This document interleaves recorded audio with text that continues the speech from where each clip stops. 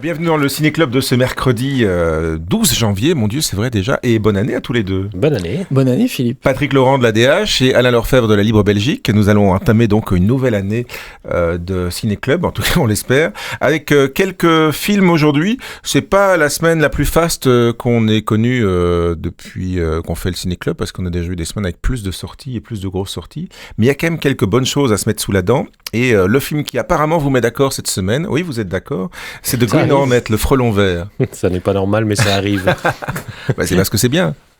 Oui, c'est Ouais. très Vous êtes d'accord dans le bon sens créatif. en plus. Tout à fait. Pas comme si vous veniez dire oh, non pour commencer l'année, non tous les deux on est d'accord c'est une merde, non du tout. Non, c'est même un grand plaisir. C'est donc un film qui s'inscrit dans une vague très à la mode pour l'instant, à savoir film de super-héros, de justicier masqué, parce que c'est pas un super-héros à pouvoir ici. Mais moins lisse. Moins lisse. C'est aussi, ils ont sorti du chapeau une vieille série des années 60. Certains en ont peut-être le souvenir, le Frelon Vert, Green Hornet. En fait, c'est une série qui est célèbre parce qu'elle a révélé Bruce Lee à l'époque dans le rôle de l'assistant du Frelon Vert, son domestique et son compagnon de combat. Et c'était la première série qui mettait en vedette un karatéka, donc en l'occurrence Bruce Lee à l'époque. C'est Jay Chou, un jeune karatéka qui prend la relève ici dans le Frelon Vert. Et le rôle principal du Frelon est tenu par Seth Rogen, qui est un de ces acteurs américains qui font partie de la nouvelle comédie américaine, un peu la bande à Judas Pato. On l'a déjà vu dans quelques films. Donc c'est un peu pour lui un rôle légèrement à contre-emploi. Je dis légèrement parce qu'ici, ils ont un petit peu, ils ont introduit un second degré, pas mal d'humour dans le film, dans le personnage. Donc Seth Rogen est tout à fait à l'aise dans le rôle, d'autant plus que son Frelon Vert à lui est une espèce de grand adolescent attardé, un héritier un peu foutard, qui à la mort de son père, comme il s'emmerde, il décide de devenir justicier. Ça l'occupe. Mais bon, par contre, il n'est pas très doué pour ça. Il est vraiment maladroit parce qu'il a quand même passé sa vie assis dans un canapé, donc on peut pas dire qu'il a le physique de l'emploi. Ah, il est un peu empâté, quoi. Heureusement pour lui, il a Kato à ses côtés, donc son domestique qui est doué pour tout faire. Aussi, il sait faire le café, il sait customiser une bagnole pour en faire mieux qu'un gadget de James Bond. Ah. Et alors, c'est un karatéka hors norme.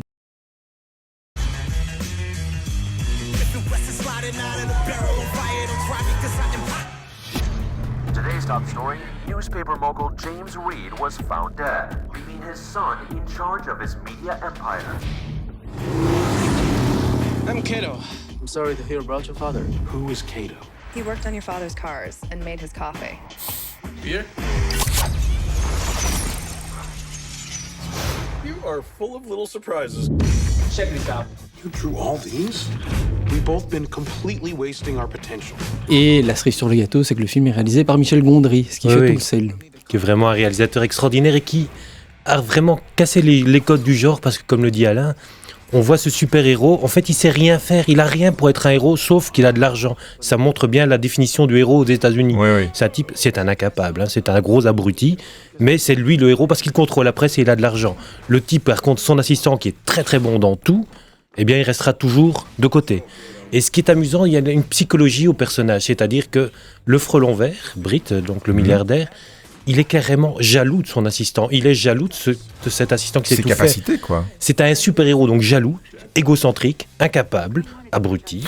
C'est extraordinaire d'oser faire ça. Oui, non, il faut oser faire ça. Alors que, comme le dit Alain, les super-héros, c'est la poule aux œufs d'or pour l'instant aux États-Unis. Et donc oser, avec les moyens d'un grand studio, casser ce mythe-là et faire un film aussi potage que celui-ci, est visuellement très amusant et très très beau.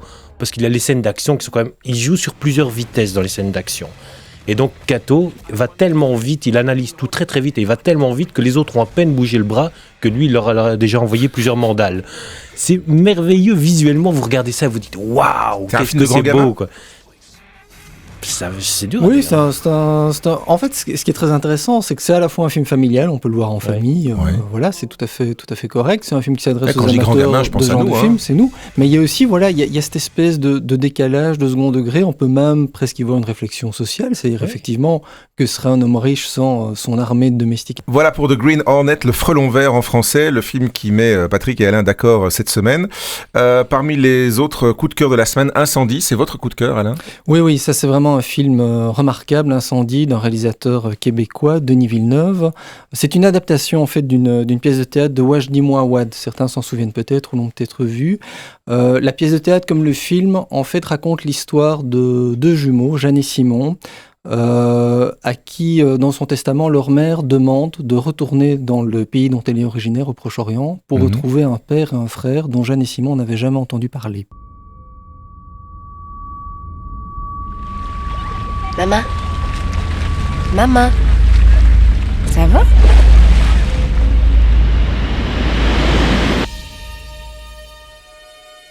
Testament de Madame Nawal Marwan. Ouverture du testament devant ses 2 enfants, Simon Marwan et Jeanne Marwan. Tu viens d'apprendre que A, ton père est vivant, et que B, tu as un autre frère. Tu dois savoir, sinon ton esprit ne sera jamais en paix. Ils vont donc devoir remonter dans le passé de leur mère. Et ce qu'ils vont découvrir est absolument terrifiant. C'est le destin d'une femme qui a été brisée par une guerre civile. Le pays n'est jamais nommé, les lieux sont fictifs, mais on reconnaît le Liban et la guerre qui a déchiré le Liban pendant près de 2 décennies. Alors ce qui est remarquable dans le film, c'est d'abord 2 choses. Il y a l'histoire qui est très forte au départ, donc la pièce de théâtre de Mouawad, mais il fallait réussir à transposer ça cinématographiquement, avec l'obligation évidemment de recréer à l'écran la réalité d'une guerre civile. Et Denis Villeneuve parvient à le faire avec très peu de moyens, beaucoup de sobriété, mais une crédibilité, une sorte de réalisme quasiment documentaire, alors qu'on est dans une fiction, pratiquement une allégorie. Et enfin, il y a dans le rôle principal le rôle de Nawal, la mère, donc que l'on voit dans les flashbacks. Il y a Loubna Azabal, peut-être dans le meilleur rôle qui ait lieu jusqu'ici. En tout cas, elle démontre dans ce rôle-ci tout son talent, toute sa palette d'actrices. Elle est absolument époustouflante du début à la fin. C'est un film vraiment remarquable parce qu'on peut le voir comme un film un peu épique. On suit le parcours d'une femme à travers la guerre, dans lequel elle joue un rôle vraiment important. Et puis en même temps, c'est une réflexion formidable sur notre temps, sur les guerres civiles, sur les guerres de religion, les guerres communautaires. C'est vraiment un film pluriel, polymorphe, et qui surtout est absolument maîtrisé du début à la fin. Et puis alors, parmi les films que Patrick a vus cette semaine, il en a vu 2, Patrick, cette semaine. Oui. Voilà, c'est la rentrée, on y va calmement. Le fils à Joe. Beaucoup moins profond que les 2 films dont vient de parler Alain, qui se marquent pour se taper sur la cuisse. Chacun son truc. Non, c'est autre chose.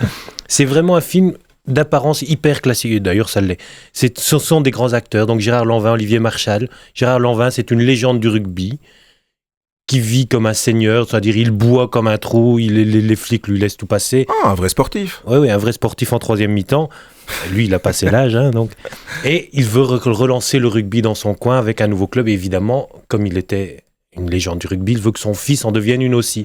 Abandonné, si tu veux pas jouer, tu vas pas jouer. Popo, il va te le régler le problème. Joe, faut que je te parle, c'est au sujet de Tom. Hein? Parce que rien du tout, Pompon, d'accord? D'accord. Là, aux jambes, ça c'est aux jambes! Comment tu veux jouer au rugby si tu sais pas plaquer, toi? On va t'acheter des mains la semaine prochaine, d'accord? Tu sais ce qu'il va faire, le fils à Joe Cannavaro, hein? Quoi? Tiens le maillot, parce que ton rugby, là, j'en ai... Ah oui. Sauf que le fils, il est doué pour l'école, mais pas du tout pour le rugby. Gérard Lanvin était le genre de personnage à qui on ne sait pas dire non. C'est un père assez autoritaire, assez fort, puissant. D'accord. Et donc c'est le conflit entre les 2, c'est simplement une relation père-fils avec le rugby en toile de fond et d'autres personnages un petit peu cocasses sur le côté. C'est hyper prévisible, c'est français. Oui. Il n'y a rien... Ça n'a pas de lien, je veux dire, vous avez dire. Si, souvent. Et il n'y a rien de vraiment extraordinaire là-dedans, sauf que c'est très bien joué par de très très bons comédiens qui ont des gueules, qui jouent ça avec simplicité, la mise en scène est sympa, et résultat, alors qu'on se dit c'est vraiment banal, eh bien on est pris. On se laisse avoir par l'histoire, c'est touchant. Oui. Alors que le pitch, non, il n'y a aucune raison d'aller voir ça. Et bien une fois qu'on est devant son écran et qu'on regarde, on se dit ah bah oui, c'est sympa. Voilà, il n'y a pas d'autre chose à dire, ce film est vraiment agréable à regarder. Bon, on terminera avec un film de vampire alors, c'est ça, c'est un film de vampire, Let Me In. Let Me In. Parce que, je le rappelais avant qu'on ne commence la séquence hors antenne, il faut laisser entrer le vampire pour qu'il puisse faire son office. Mais oui, c'est ce qu'on oublie toujours dans les films en fait. Ce serait tellement simple de le laisser sur le pas de la porte. Il suffit d'ouvrir la porte et de ne pas les inviter à entrer et il ne se passe rien. Voilà. Alors ici, c'est un remake d'un film suédois qui s'appelait lui Let the Right One In. Donc là, il y avait une petite nuance.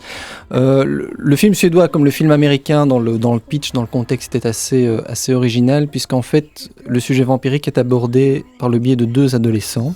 un jeune garçon qui est un peu qui vit avec sa mère célibataire, sa mère divorcée. Vampire et les ados en ce moment c'est vachement à la mode. Hein. Oui, mais ici c'est quand même on n'est pas dans le film plein d'hémoglobine, plein d'action, plein de meurtres. Donc c'est un garçon solitaire qui se fait un peu rudoyer par ses camarades de classe, même méchamment rudoyer par ses camarades de classe, et il voit débarquer dans sa cité une jeune fille qui elle ne va pas à l'école, ne sort pas sauf la nuit toute seule.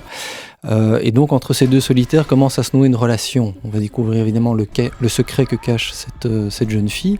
Le film suédois avait énormément de mystère, d'atmosphère, avec une mise en scène très lente, très éthérée, une image très léchée. Suédois, mais intriguant vraiment du début à la fin. Ici dans le film américain, ce n'est pas seulement parce que j'ai vu le précédent, mais tout est beaucoup plus explicite. On sent les choses venir beaucoup plus vite, donc il y a c'est un peu moins léché et c'est un petit peu plus voyeuriste. Voilà, dans les scènes où il se passe des choses, on en montre plus, ce qui est un petit peu dommage parce que voilà, le mystère disparaît, la particularité, l'originalité. Je pense que si on n'a pas vu le suédois, c'est un film plaisant, on peut prendre son plaisir. Attention, donc c'est pas 30 Days of Night. Hein, ça charcle pas dans tous les sens pendant 1h30. C'est pas saut en 3D. C'est plus lent, c'est plus atmosphérique. Par contre, si vous avez vu Let the Right One In, je vais y arriver, aucun intérêt à voir Let Me In, vous connaissez l'histoire et en plus elle est moins bien. D'accord, ok, merci à tous les deux pour votre participation au Ciné Club de ce mercredi. Rendez-vous la semaine prochaine, et le Ciné Club non seulement c'est sur Twiz, mais c'est aussi sur YouTube, sur Facebook, enfin bref, sur les plateformes numériques.